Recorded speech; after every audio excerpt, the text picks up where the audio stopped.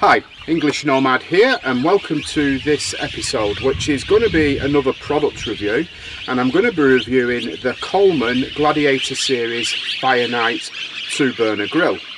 So I've got it here in front of me, and I'll just open it up so you can see it. It has a little lid stand here which supports the lid and stops it from blowing away and blowing forward, you know, so that's a nice feature. So this is a 2-burner ring, as you can see.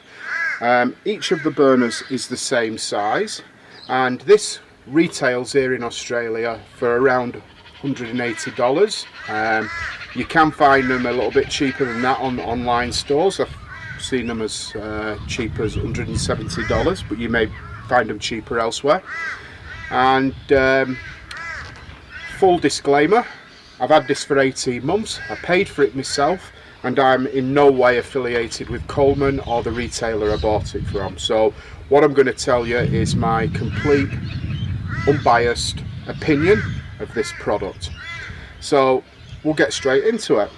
So this particular product is unique in the Coleman range in as far as it doesn't have wind deflectors, and it doesn't need wind deflectors because it has the proprietary technology built into the pot stands, which they call wind block deflectors.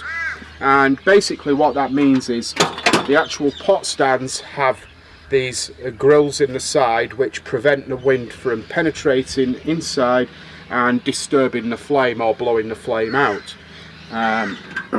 In practice, I've found it works really well, and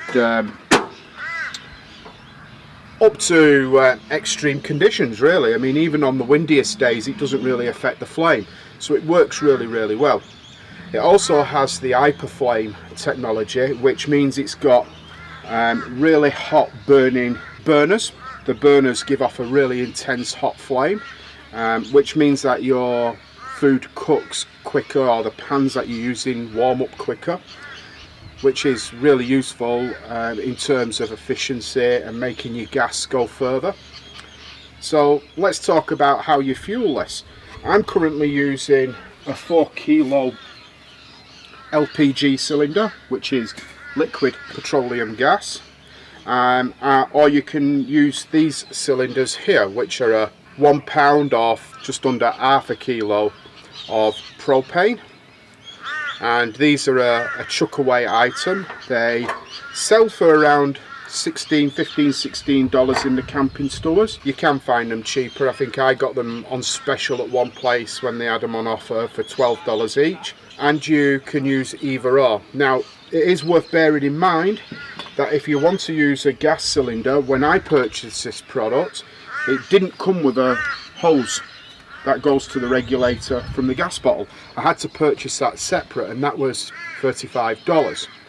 So that's worth bearing in mind. Now, whether Coleman ship these with a hose now, I don't know. I suspect not, because they still list this part on the website as something that you can buy as an accessory.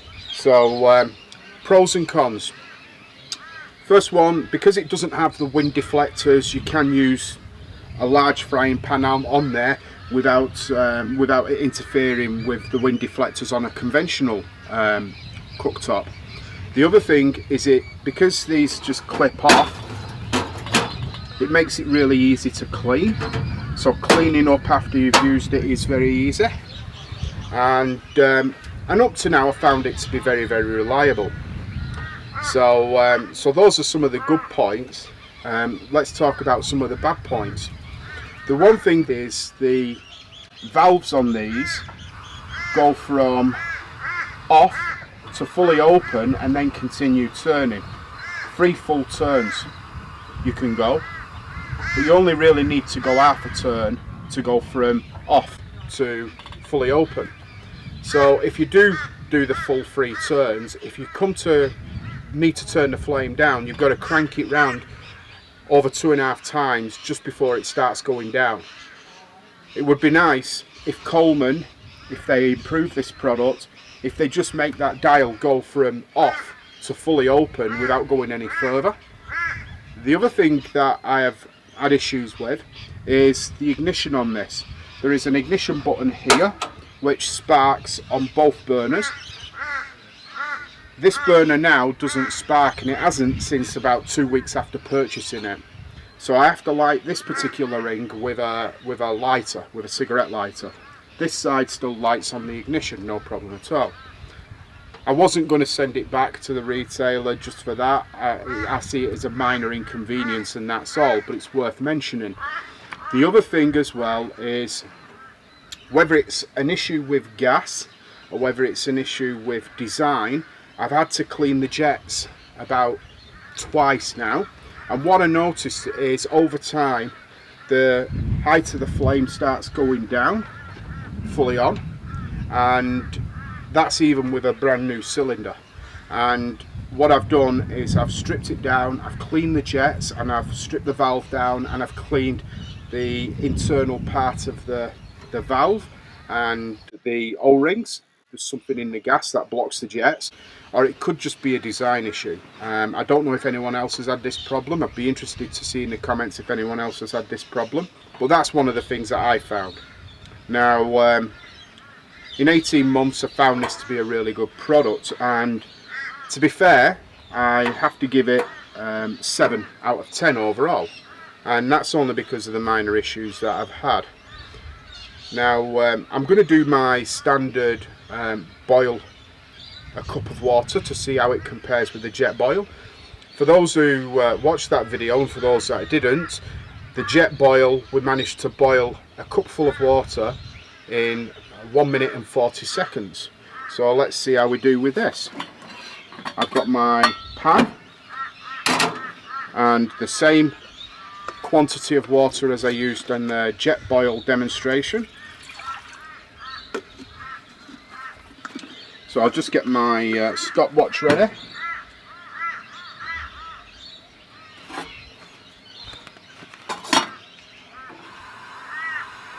And we're off. So there isn't a great deal of wind about today, but even if there was, it wouldn't really be an issue. As I say, the wind block pot burners, pot pan holders, they really do the job. Only in extreme wind will you see any discernible difference in the flame, and I've only seen that once, and that was really windy.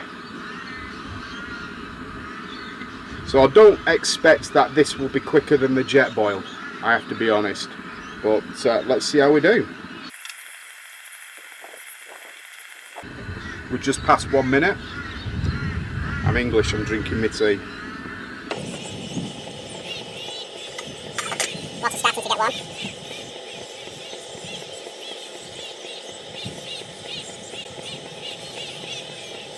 That's 1 minute 30.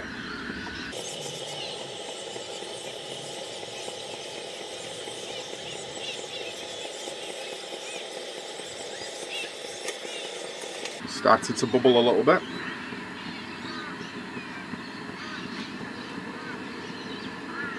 And that's 2 minutes. And it's boiling now. And that's 2 minutes 9 seconds. So it's not too bad compared to the jet boil.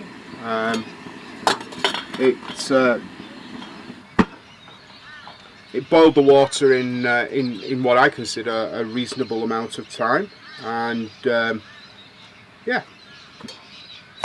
So overall, I really like this product. But come on, Coleman, give us the hose. Everyone in Australia uses gas cylinders. We don't want to go out and buy these. I have to say though, they are useful to carry as a spare. It screws straight onto the regulator. Does make it useful if you do run out of gas and you can't get a top up straight away. But one thing I will say for people who have the fold out shelves, this regulator sticks out quite a way, and when you've got the gas cylinder, this particular gas cylinder on there, it means that you need that much room for the grill. And if your shelf, your fold out shelf is quite narrow, you'll have to figure out how you're going to support the gas cylinder if it's hanging over the edge. So that's just something worth bearing in mind. But that's it. That's my review of this product. So as always, if you've enjoyed this video, give it a thumbs up and share the video. And if you're not a subscriber, please consider subscribing, because I will be doing more product reviews. And if you do subscribe, click the little bell icon so you get the notifications. And as always, please comment below. Until next time, Mike signing off. See you later, guys.